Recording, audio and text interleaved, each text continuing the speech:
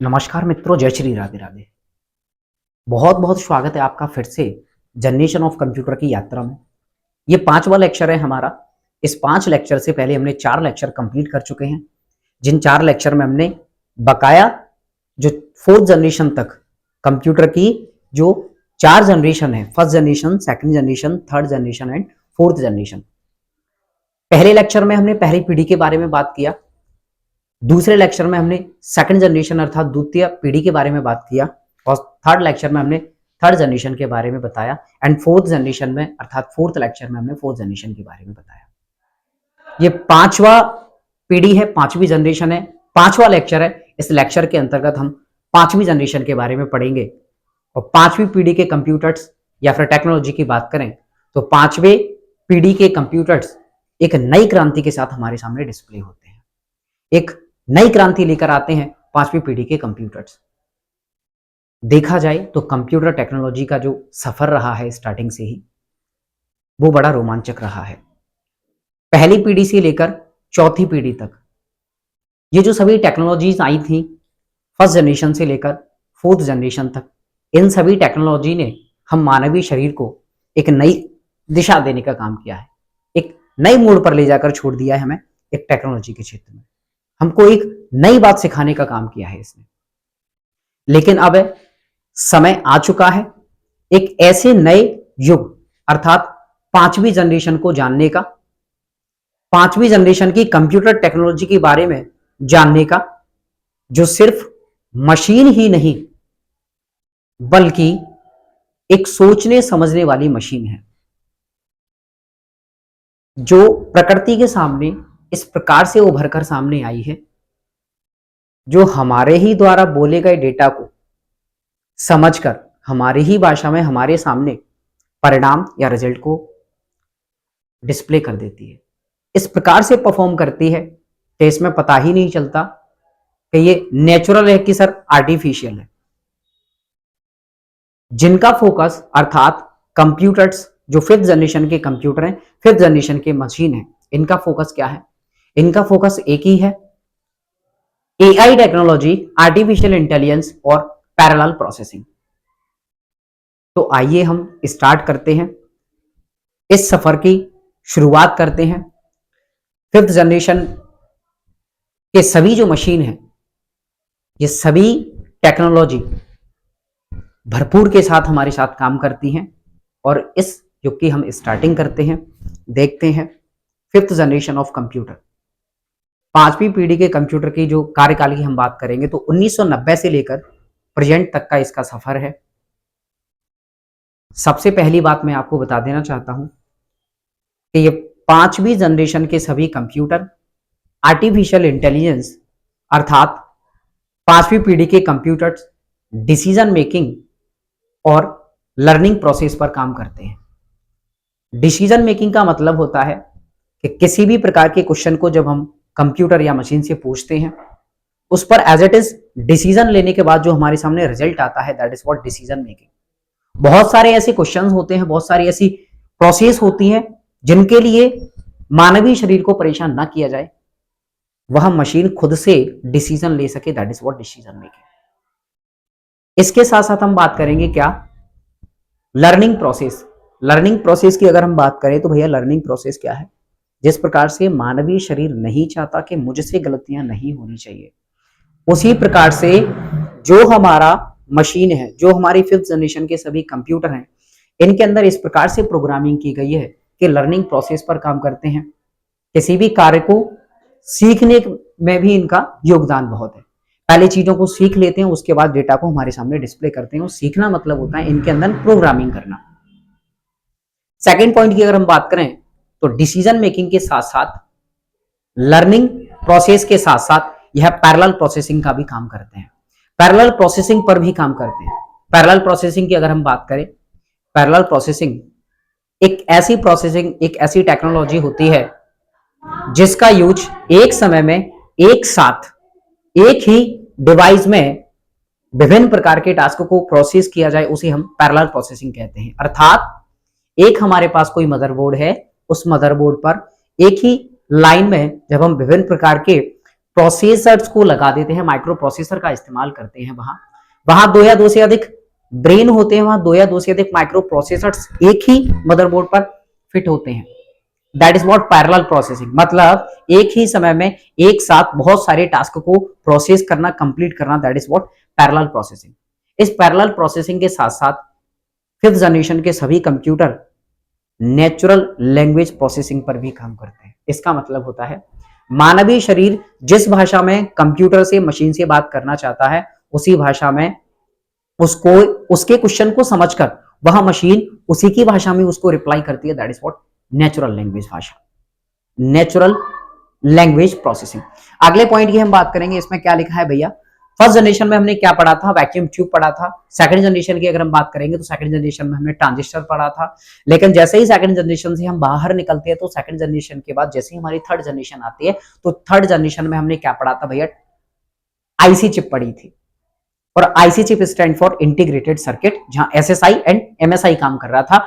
और जैसे ही हम थर्ड जनरेशन से निकलते हैं हमारे सामने फोर्थ जनरेशन आ जाती है भैया, तो फोर्थ जनरेशन में हमने क्या क्या पढ़ा, LSI and VLSI. LSI stand for large scale integration and VLSI stand for very large scale integration. इन्हें दो पर काम किया था। इनके बाद सीधा हमारी कौन आ जाती है, फिफ्थ जनरेशन। और फिफ्थ जनरेशन की बात करेंगे तो फिफ्थ जनरेशन का एक ही कहना है कि भैया मैं जिस प्रोसेसिंग डिवाइस पर काम करती हूं, फिफ्थ जनरेशन के सभी कंप्यूटर्स जिस प्रोसेसिंग डिवाइस के साथ, जिस हाई परफॉर्मेंस के साथ काम करते हैं, वो है भैया बायोचिप। बायोचिप को हम एडवांस्ड इलेक्ट्रॉनिक डिवाइस के नाम से जानते हैं। किस नाम से, एडवांस्ड इलेक्ट्रॉनिक डिवाइस, एईडी। इस बायोचिप को स्मॉल स्केल डिवाइस के नाम से भी जाना जाता है। ये जो बायोचिप है, ये कॉम्बिनेशन किसका होती है, एक कॉम्बिनेशन की बात करेंगे तो combination of biological materials such as DNA, enzymes और cells and micro electronics, VLSI, ULSI and SLSI. DNA की बात कर लें हम, एंजाइम्स की बात कर लें, सेल्स की बात कर लें, that is what biological materials. इनका कॉम्बिनेशन अगर हम आज के युग की टेक्नोलॉजी के साथ मिला दिया जाए, सिलिकॉन के साथ मिला दिया जाए, उसे हम माइक्रो इलेक्ट्रॉनिक्स कहते हैं, वीएलएसआई, यूएलएसआई एंड एसएलएसआई। जब ये दोनों का कॉम्बिनेशन मिल जाता है तो जिस चीज का निर्माण होता है, दैट इज व्हाट बायोचिप। अगले पॉइंट की बात करेंगे तो ये जो बायोचिप है, इस बायोचिप का एज इट इज काम क्या है। ये बायोचिप हमेशा बायोलॉजिकल सिग्नल्स को, हमेशा बायोलॉजिकल सिग्नल्स को इलेक्ट्रिकल सिग्नल्स में, अर्थात बायोलॉजिकल सिग्नल्स को पढ़कर इलेक्ट्रिकल सिग्नल्स में डेटा को जनरेट करने का काम करती है, रिजल्ट को जनरेट करने का काम करती है। फिफ्थ जनरेशन के सभी कंप्यूटर हैं वो टेक्नोलॉजी दो है जिन पर काम करते हैं। पहली टेक्नोलॉजी है भैया क्या, यूएलएसआई, जिसको हम अल्ट्रा लार्ज स्केल इंटीग्रेशन कहते हैं। ये कितने ट्रांजिस्टर का कॉम्बिनेशन होती है, तो 1 मिलियन ट्रांजिस्टर। कितने ट्रांजिस्टर का कॉम्बिनेशन होगा भैया, 1 मिलियन ट्रांजिस्टर। और अगर हम एसएलएसआई की बात करेंगे तो 1 मिलियन से भी अधिक ट्रांजिस्टर का जहां कॉम्बिनेशन होता है उसे हम एसएलएसआई कहते हैं। और ULSI stand for ultra large scale integration. And हम लोग एसएलएसआई की अगर हम बात करें तो सुपर लार्ज स्केल इंटीग्रेशन, जिसके अंदर 1 मिलियन 10 लाख से भी अधिक ट्रांजिस्टर का अगर कॉम्बिनेशन मिला दें तो भैया जिसका निर्माण होता है उसे हम एसएलएसआई कहते हैं। बायोचिप की बात करें तो बायोचिप आखिरकार और क्या क्या काम कर सकती है, उदाहरण के अगर तौर पर देखा जाए तो जेनेटिक टेस्ट, जितने भी जेनेटिक टेस्ट होते हैं उन जेनेटिक टेस्ट को भी करने में सक्षम होती है, that is what biochip. Disease detection, disease का मतलब होता है बीमारियां, और बीमारियों के डिटेक्शन की बात करें तो भैया कैंसर जैसी बीमारियों को भी डिटेक्ट कर सकती है, एंड डायबिटीज जैसी बीमारी को भी ये आसानी से डिटेक्ट कर सकती है। अगले पॉइंट की बात करेंगे, क्राइम सीन एनालाइज, जितने भी जो क्रिमिनल है उनके क्राइम को सीन भी कर सकते हैं आसानी से, और हमको बता भी सकती है एज इट इज क्या हुआ था क्या नहीं हुआ था। अगले पॉइंट की बात करेंगे, पॉल्यूशन मॉनिटरिंग। ये बायोचिप आसानी से पॉल्यूशन, जो भी पॉल्यूशन होता है उसकी मॉनिटरिंग कर सकती है, सच एज वाटर की टेस्टिंग करना। ये सभी किसके काम है, ये सभी परफॉर्मेंस कौन कर सकता है, आसानी से हम बायोचिप के माध्यम से इन सभी कार्य को करवा सकते हैं। तो वर्तमान के अर्थात जनरेशन 5th जनरेशन के सभी प्रकार के कंप्यूटर के अंदर जिस श्रेणी से, जिस डेटा प्रोसेसिंग, जिस स्विच डिवाइस से डेटा को प्रोसेस करवाया जाता है वो होती है बायोचिप। अगले पॉइंट की हम बात करेंगे, जिस प्रकार से हमने फर्स्ट में, सेकंड में, थर्ड में एंड फोर्थ में, इन सभी जनरेशंस में हमने किसको पढ़ा था भैया? भाषाओं को पढ़ा था, इंटरैक्ट करने के लिए, मानवीय शरीर से इंटरैक्ट करने के लिए, एवं जितने भी पेरिफेरल डिवाइसेस लगी हैं उन सभी में आपस में इंटरैक्ट करवाने के लिए हमने कहीं ना कहीं भाषा का इस्तेमाल किया था। वहीं अगर हम बात करें तो एक भाषा होती है नेचुरल प्रोसेसिंग भाषा। 5th जनरेशन के सभी प्रकार के कंप्यूटर नेचुरल लैंग्वेज प्रोसेसिंग पर डिपेंडेड होते हैं, आधारित होते हैं, बेस्ड होते हैं। नेचुरल लैंग्वेज प्रोसेसिंग क्या है भैया? कुछ नहीं है, एक लाइन में समझेंगे क्या? नेचुरल प्रोसेसिंग लैंग्वेज एक ऐसी भाषा होती है जिस भाषा में मानवीय शरीर बात करना चाहता है, जिस भाषा में मानवीय शरीर को जैसी भाषा आती है, जिस प्रकार की भाषा आती है, उस भाषा में जब वह कंप्यूटर को, मशीन को कमांड्स देता है, निर्देश देता है, उसी भाषा में उसको रिटर्न जवाब मिलता है। That is what language. कौन सी लैंग्वेज? नेचुरल लैंग्वेज प्रोसेसिंग, प्राकृतिक भाषा। जैसे ही हम बोल रहे हैं भैया उसी भाषा में हमको रिप्लाई मिल रहा है, that is what natural language processing. अगले पॉइंट की हम बात करेंगे, एआई यूज्ड। ये जितनी भी जो नेचुरल लैंग्वेज प्रोसेसिंग है, आर्टिफिशियल इंटेलिजेंस है, ये आर्टिफिशियल इंटेलिजेंस कुछ भाषाओं से मिलकर बना है, क्योंकि जाहिर सी बात है कि कंप्यूटर्स जो हैं 5th जनरेशन के, ये सभी क्या बेस्ड हैं भैया? एआई बेस्ड हैं, बायोचिप बेस्ड हैं, पैरेलल प्रोसेसिंग बेस्ड हैं, नेचुरल प्रोसेसिंग बेस्ड हैं। That is what technology. लेकिन उसमें अगर एआई बेस्ड की बात करें तो अगर हम एआई की बात करेंगे, आर्टिफिशियल इंटेलिजेंस की बात करेंगे, ये नेचुरल प्रोसेसिंग भाषा को कैसे समझ पाती है, किस प्रकार से आसानी से इसको एक्सेप्ट कर पाती है और एग्जीक्यूट भी कर पाती है। तो वो पॉइंट सबसे पहला है पाइथन भाषा। पाइथन एक प्रकार की ऐसी भाषा है, एक हाई लेवल लैंग्वेज है और मोस्ट पावरफुल भाषा है। इसकी बात करेंगे तो यह मशीनी लर्निंग भाषा होती है। मशीनी लर्निंग का मतलब होता है कि मान लीजिए कोई रोबोट है या हमारे पास स्मार्टफोन है, जब हम गूगल पर जाते हैं या फिर गूगल क्रोम के माध्यम से सर्च इंजन तक जाते हैं, हम जब डेटा को फाइंड करते हैं, तो जैसा आप डेटा फाइंड करना चाहते हैं, फाइंड करते समय अर्थात जब हम यूआरएल डाल देते हैं, यूआरएल डालने के बाद फिर उसको सर्च बटन पर क्लिक करते हैं, तो वह डेटा सर्च होना स्टार्ट हो जाता है। फिर एक रोबोट जाता है जो डेटा हमारे क्वेश्चन को उठाकर सर्वर के पास जाएगा, सर्वर के पास जाने के बाद हमारा जो क्वेश्चन है उसको फाइंड करता है, फिर डेटा को हमारे सामने डिस्प्ले कर देता है। That is what machine learning. और अगले पॉइंट की बात करें तो मशीन लर्निंग की अगर हम अच्छे से समझ लें भैया, मशीन लर्निंग क्या है? मशीन लर्निंग एक प्रकार की ऐसी टेक्नोलॉजी होती है जो कभी भी किसी भी प्रकार से गलती, एररलेस होती है, गलतियां नहीं करती है। Machine learning. मशीन लर्निंग का एक और पॉइंट जानेंगे कि एक ऐसी भाषा जिसमें बाद में भी बदलाव किया जा सके, मशीन को सिखाया जा सके, that is what machine learning. अगले पॉइंट की बात करेंगे, आर भाषा। नेचुरल प्रोसेसिंग भाषा के साथ साथ जो एआई टेक्नोलॉजी है, artificial intelligence based natural processing भाषा है, वह भाषा, वह टेक्नोलॉजी आर भाषा का भी इस्तेमाल करती है। और आर स्टैंड फॉर क्या होता है ये दिमाग में कभी नहीं आना चाहिए, कारण क्योंकि आर का कोई मीनिंग ही नहीं है। आर तो दो व्यक्ति हुए थे जो साइंटिस्ट थे, जो इंजीनियर थे, उन दो व्यक्तियों ने अपने नाम में से आर निकाला था। क्या निकाला था? आर। रॉबर्ट जेंटलमैन नाम का एक व्यक्ति था, रॉबर्ट जेंटलमैन। उसने अपने नाम के स्टार्टिंग वर्ड, सबसे पहले शब्द, नॉट वर्ड, इस पहले शब्द में से पहला कैरेक्टर निकाला बाहर, आर। उस आर को यहां रखा, दैट इज व्हाट स्टैटिस्टिकल भाषा, statistical analysis.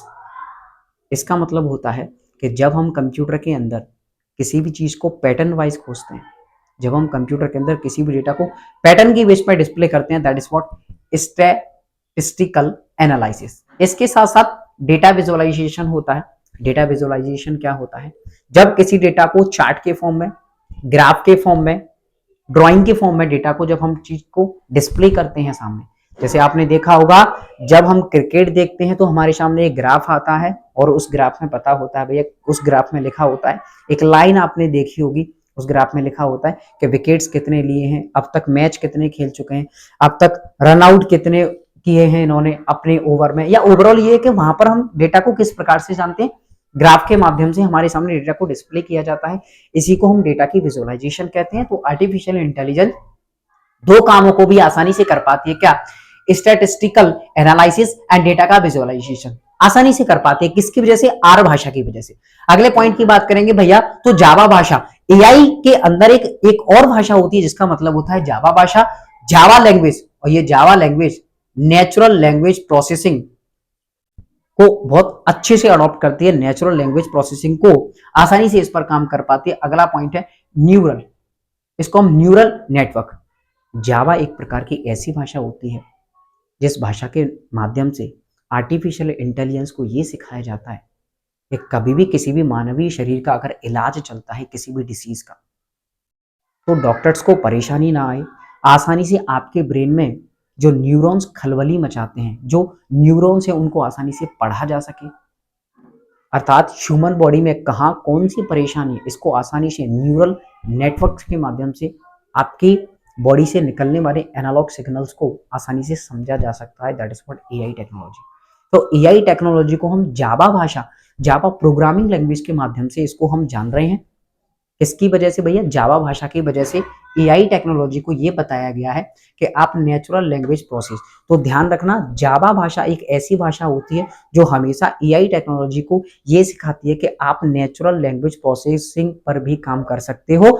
Natural language processing वो होती है, अभी भी मैंने समझाया था कि मानवीय शरीर जिस भाषा में बात करना चाहता है मशीन से, उसी भाषा में उसको रिस्पॉन्स मिलता है। That is what natural language processing. और इसके साथ साथ न्यूरल नेटवर्क, इसका मतलब होता है एक ऐसा नेटवर्क, एक ऐसी एआई टेक्नोलॉजी, एक ऐसी टेक्नोलॉजी जिसके माध्यम से मानवीय शरीर में किसी भी प्रकार की अगर कोई परेशानी है तो उसे आसानी से समझा जा सकता है। अगले, जैसे आपने सीटी स्कैन सुना होगा, तो भैया वहां पर क्या है? न्यूरल नेटवर्क से। समझ गए ना? अगले पॉइंट की बात करेंगे भैया, सी प्लस प्लस। एआई जो टेक्नोलॉजी है इसके अंदर हम जिस भाषा का इस्तेमाल करते हैं, जिस भाषा से बनी है वो है सी प्लस प्लस। कौन सी भाषा है? C plus plus. Robotics and gaming and RTA. तो ये विभिन्न प्रकार के जो काम है सी प्लस प्लस की अगर हम बात करेंगे तो सी प्लस प्लस का गेमिंग के क्षेत्र में। अगला पॉइंट है भैया रोबोटिक्स के क्षेत्र में, रोबोट को डेटा कैसे एनालाइज करना है, गेम में किस प्रकार से डेटा को डिस्प्ले करना है, कहां से डेटा को कैसे एक ही प्लेटफॉर्म पर कितने यूजर्स को एक साथ जोड़ना है। दैट इज व्हाट कौन बताएगा भैया? सी प्लस प्लस भाषा के माध्यम से ऐसी प्रोग्रामिंग की जाती है एआई टेक्नोलॉजी के अंदर।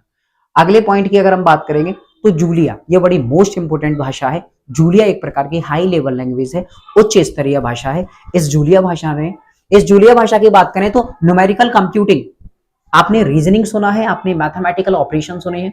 कंप्यूटर के अंदर जैसे ही हम कैलकुलेटर खोलते हैं, हम जैसे हम अपना डेटा वहां पर इंसर्ट करते हैं, डेटा को इनपुट करते हैं और हमारे सामने उसका रिजल्ट मिल जाता है। That is what numerical computing. जब हमको कोई क्वेश्चन समझ में नहीं आता और या फिर मैथमेटिकल ऑपरेशन है, मैथमेटिकल प्रॉब्लम्स है, उनको सॉल्व करने के लिए किसका यूज किया जाता है भैया? जूलिया एक भाषा है जो हमेशा किस पर काम करती है? न्यूमेरिकल कंप्यूटिंग पर काम करती है। अगले पॉइंट की बात करेंगे लिस्प और Prolog. AI technology, artificial intelligence, AI technology, Lisp और प्रोलॉग, ये बहुत पुरानी भाषा है, ये बहुत पुरानी और पावरफुल भाषा है। इन 1958 जॉन मैकार्थी नाम के व्यक्ति हुए थे 1958 में, और लिस्प भाषा विश्व की कंप्यूटर के क्षेत्र में दूसरी हाई लेवल भाषा है, जिसको 1958 में 1958 में जॉन मैकार्थी के द्वारा डेवलप किया गया था। लिस्प स्टैंड फॉर होता है लिस्ट प्रोसेसिंग, एंड प्रोलॉग की बात करेंगे तो प्रोलॉग स्टैंड फॉर होता है प्रोग्रामिंग इन लॉजिक। ये कैसी भाषा होती है, इनके अंदर क्या ऐसा पॉइंट होता है जिनका यूज एआई में किया गया? पहला लिखा है उन्होंने भैया एक्सपर्ट सिस्टम। एक्सपर्ट सिस्टम क्या होते हैं? आपने देखा होगा जब हम गूगल के पास जाते हैं तो गूगल से हम कहते हैं भैया कि मुझे ये परेशानी है, इसके बारे में कृपया आप राय दें। तो भैया जी ऐसी बहुत सारी वेबसाइट्स हैं सर्वर के पास, जिन वेबसाइट पर आप जाकर आपका जो भी क्वेश्चन है उस क्वेश्चन को आप वहां पर इनपुट कीजिए। इनपुट करने के बाद जो आपके सामने रिप्लाई आएगा, जो आपके सामने रिस्पॉन्स आएगा, लेकिन आप ध्यान रखना वहां पर किसी भी प्रकार के कोई मानवीय शरीर का काम नहीं है, वहां पर किसी भी प्रकार का कोई ह्यूमन बॉडी नहीं बैठी है, वहां पर आपसे जो बात कर रही है वो है मशीन, उसी को हम सिस्टम कहते हैं। तो एक्सपर्ट सिस्टम का मतलब होता है कि एक ऐसी मशीन, एक ऐसी वेबसाइट्स, कुछ ऐसी मशीन जिनमें प्रोग्रामिंग,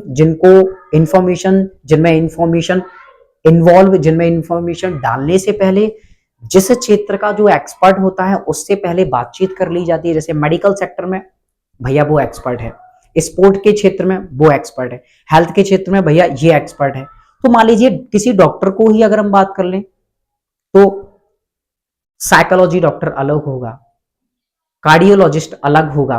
तो मान लीजिए अगर हम कार्डियोलॉजिस्ट को ही उठा लें, कार्डियोलॉजिस्ट वाले सर के पास गए, डॉक्टर सर के पास गए, उनसे बोला कि भैया कार्डियोलॉजिस्ट से जितने भी जो परेशानियां हैं उनके बारे में कृपया आप हमें बता दीजिए, क्योंकि भैया वो परीक्षण किया हुआ व्यक्ति होता है डॉक्टर। अब that is what expert person. अब वो उस एक्सपर्ट पर्सन से हमने इंफॉर्मेशन को गेन किया, इंफॉर्मेशन को लिया और उस इंफॉर्मेशन को किसी मशीन के अंदर भर दिया। अब जो मशीन है ना वो एक्सपर्ट सिस्टम बन गई। अब जो भी वो आंसर करेगी वो किसकी खोपड़ी सी करेगी, किसके ब्रेन को पढ़कर करेगी, उस डॉक्टर के ब्रेन को पढ़कर करेगी। कारण क्योंकि डॉक्टर के ब्रेन में जो भी एक्सपीरियंस था, जो भी उसने पढ़ा था, जो भी उस एक्सपीरियंस बेस्ड बंदा है, उस पूरी की पूरी इंफॉर्मेशन उसने किसके अंदर डाल दी, एक मशीन के अंदर डाल दी। उसको हम एक्सपर्ट सिस्टम कहते हैं। और जब हम उससे हम जैसा क्वेश्चन करेंगे, हम अपनी बीमारी के बारे में, डिसीज के बारे में, वैसा ही हमको वह आंसर कर देती है, उसे हम एक्सपर्ट सिस्टम कहते हैं। अगले पॉइंट की बात करेंगे लॉजिकल एआई, अर्थात लॉजिक एआई। जितने भी जो लॉजिक लगाए जाते हैं, जैसे रीजनिंग लॉजिक। अब रीजनिंग क्या है, एक लॉजिक बेस्ड सब्जेक्ट है, तो इसमें जितने भी लॉजिक लगते हैं, और पार्टिकुलर रीजनिंग नहीं भैया, हर क्षेत्र में आप चले जाइए एक ना एक लॉजिक है। तो जिस लॉजिक पर काम करती है आर्टिफिशियल इंटेलिजेंस, अच्छा देखना आप एआई आर्टिफिशियल इंटेलिजेंस से जब आप चैट करते हैं, आप उससे कुछ भी क्वेश्चन करिए, आपको उस क्वेश्चन के बारे में बड़ा शीतल प्रदान करेगी, बहुत अच्छे से आपको आंसर करेगी। आपको लगेगा कि हाँ मैं कंठस्थ हूं, कोई परेशानी नहीं, as it is only for one reply आया, वन रिस्पॉन्स आया उसका, और एज इट इज आंसर आया भैया। समझ गए ना, that is what logic AI. अगले पॉइंट की बात करेंगे तो हमने ये फिफ्थ जनरेशन में हमने ये जाना कि आखिरकार नेचुरल लैंग्वेज क्या है, किस भाषा का इस्तेमाल करती है फिफ्थ जनरेशन के सभी कंप्यूटर। अगले पॉइंट की बात करेंगे भैया मेमोरी। तो first, second, third, fourth and fifth की बात कर लें तो जिस प्रकार से 4 पीढ़ियों में हमने क्या मेमोरी को पढ़ा था, उसी प्रकार से फिफ्थ जनरेशन आती है। और फिफ्थ जनरेशन किसको लेकर आती है, रजिस्टर मेमोरी का आगमन हो गया था। रजिस्टर कंप्यूटर की सबसे तेज मेमोरी होती है, जिसके एक्सेस टाइम की बात करें तो 1 से 2 नैनो सेकेंड। और आपको एक इंपॉर्टेंट बात मैं बता दूं कि जितनी भी जो स्टोरेज डिवाइस हैं, जितनी भी स्टोरेज डिवाइस हैं जो डेटा को स्टोर करती हैं, उन सभी डिवाइस का अगर एक्सेस टाइम कम है तो उसकी स्पीड हमेशा अधिक होगी, और अगर एक्सेस टाइम अधिक है तो स्पीड कम होगी। समझ गए ना। चलिए फिर बता दूं मैं, एक्सेस टाइम कम है तो स्पीड अधिक, और एक्सेस टाइम बढ़ा तो स्पीड घट जाएगी sir, that is what access time. Register के साथ साथ भैया कैश मेमोरी भी आ गई। और कैश मेमोरी का काम क्या होता है, रजिस्टर का भी काम क्या होता है, वो हम जब स्टोरेज डिवाइस पढ़ेंगे तब जानेंगे। लेकिन फिर भी एक लाइन में मैं बता दूं, रजिस्टर और कैश ये सबसे निकटतम मेमोरी होती है किसके, सीपीयू के। तो सीपीयू के सबसे निकटतम मेमोरी कौन सी है, रजिस्टर और कैश। उसके बाद भैया RAM stand for random access memory, बड़ी पावरफुल मेमोरी है। कंप्यूटर के अंदर प्रत्येक जो कार्य जिस प्लेटफॉर्म पर प्रोसेस होता है, जिस प्लेटफॉर्म से होकर गुजरता है सीपीयू के लिए प्रोसेसिंग करने के लिए, वो प्लेटफॉर्म होता है रैम, जिसको हम रैंडम एक्सेस मेमोरी कहते हैं, जिसके बारे में भी कल मैंने बताया था। DDR first, DDR second, DDR third, DDR fourth and DDR 5 भी आने वाला है सर। अगले पॉइंट की बात करेंगे भैया हम, तो पेरेंट्स मेमोरी। आपने सुना होगा जब हम स्पीकर को ऑन करते हैं तो उसमें एक वॉइस बाहर आती है, पावर ऑन। जब हम बंद करते हैं तो पावर ऑफ।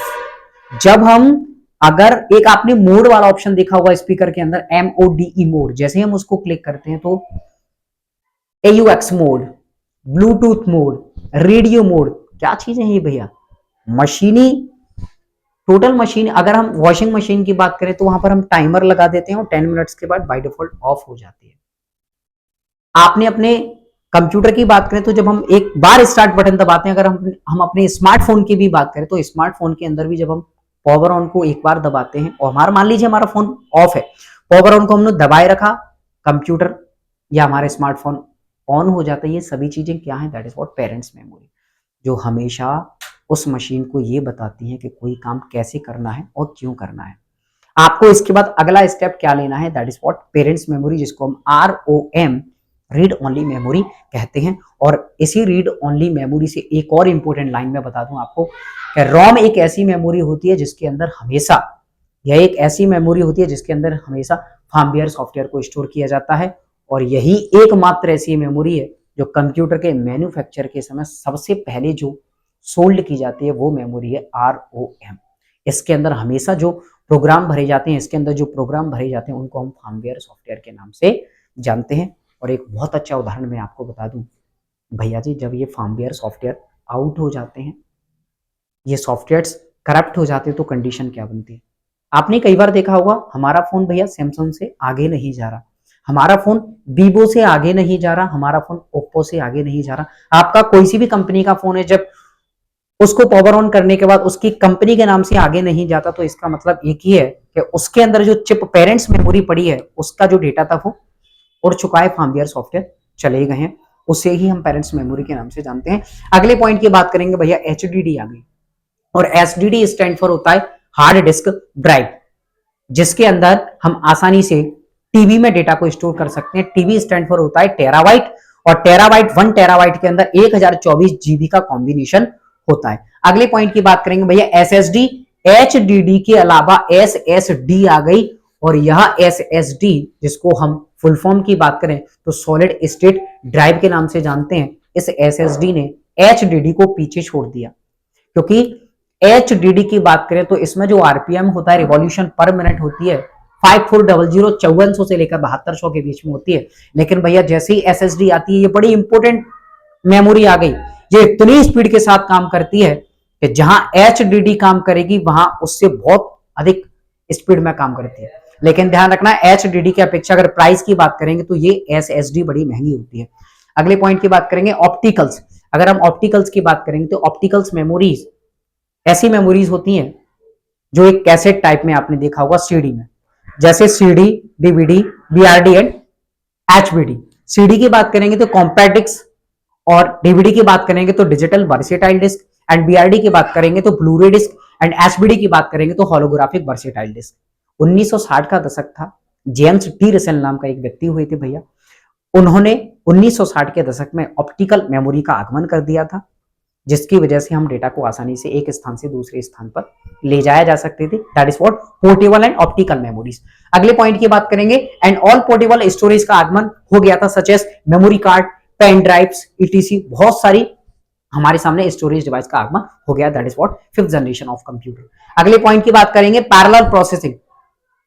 फिफ्थ जनरेशन के सभी प्रकार के कंप्यूटर जिस प्रोसेसिंग पर काम करते हैं that is what parallel processing. और पैरेलल प्रोसेसिंग के बारे में आपको एक ही बात बता देना चाहता हूं, क्या पैरेलल प्रोसेसिंग क्या होती है कि एक ही समय में एक ही प्लेटफॉर्म पर एक साथ जब बहुत सारे काम किए जाते हैं, बहुत सारे टास्क को प्रोसेस करवाया जाता है, उसे हम क्या कहते हैं, पैरेलल प्रोसेसिंग के नाम से जानते हैं। सबसे पहला पॉइंट दिया है कि फिफ्थ जनरेशन के सभी प्रकार के कंप्यूटर अगर पैरेलल प्रोसेसिंग पर काम करते हैं तो फास्ट प्रोसेसिंग के साथ काम करेंगे, स्लो प्रोसेसिंग नहीं है। पलक झपकते ही यहां पर तो प्रोसेस हो जाती है। मैं आपको बहुत अच्छा उदाहरण देना चाहता हूं, जैसे कि आजकल के जो कैलकुलेटर हैं, आपको कुछ नहीं करना, 24x7 या फिर कोई सी भी डिजिट्स है, जैसे आप इंटू 7 करेंगे, इक्वल नहीं दबाएंगे, उससे पहले ही हमारे सामने आंसर निकल आता है। That is what fast processing. अगले पॉइंट की बात करेंगे, हाई परफॉर्मेंस। फिफ्थ जनरेशन के सभी कंप्यूटर हाई परफॉर्मेंस के साथ कार्य करते हैं, हाई क्वालिटी के साथ काम करेंगे, हाई परफॉर्मेंस के साथ काम करते हैं। That is what fifth generation of computer. अगले पॉइंट की बात करेंगे भैया, कैपेसिटी। फिफ्थ जनरेशन के कंप्यूटर स्टोरेज की कैपेसिटी के साथ साथ स्पीड की भी कैपेसिटी बहुत हाई है। Only for one click your task is completed. That is what fifth generation of computer. AI based computer, robotics computer, based on parallel processing computer, based on natural processing language computer.